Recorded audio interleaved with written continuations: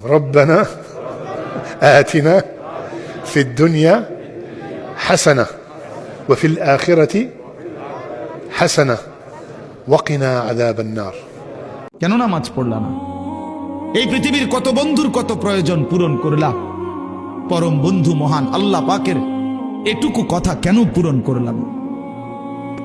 কত ফালতু লোকের কত কথা মানলা, আর শ্রেষ্ঠতম মালিকের কথা কেন মানলা না ভাইয়া? আপনি নিজেকে ছোট মনে করলে আল্লাহ আপনাকে বড় বানায় দিবে। আর যদি নিজেই নিজেকে বলেন আমি বড় আল্লামা, আমি সব জানি, তাহলে আল্লাহ বলবে তোর স্থান হচ্ছে সবচাইতে নিচে, ঠিক কিনা? আবু নাওয়াস একজন কবি ছিলেন, উনি বলেছেন ওয়াকুল্লি মাইয়াদাঈ ফিল ইলমি ফালসাফাতান হাবাসতা শাইআন ওয়া গাবাত আনকা আশিয়াউ। কেউ যদি তোমারে বলে যে আমি সব জানি, তুমি দুই আঙ্গুল দেখিয়ে বলো তুমি কিচ্ছু জানো না।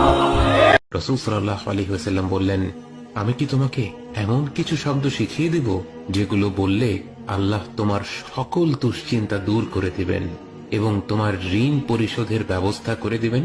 বলো, আল্লাহুম্মা ইন্নী আউযু বিকা মিনাল হাম্মি ওয়াল হাযান ওয়াল আজজি ওয়াল কাসাল ওয়াল বুখলি ওয়াল জুবন ওয়া দালা'id দাইনি ওয়া গলাবাতির রিজাল। হে আল্লাহ, নিশ্চয়ই আমি আপনার আশ্রয় নিচ্ছি দুশ্চিন্তা ও দুঃখ থেকে, অপারগতা ও অলসতা থেকে, কৃপণতা ও ভীরুতা থেকে, ঋণের ভার ও মানুষদের দমন পীড়ন থেকে।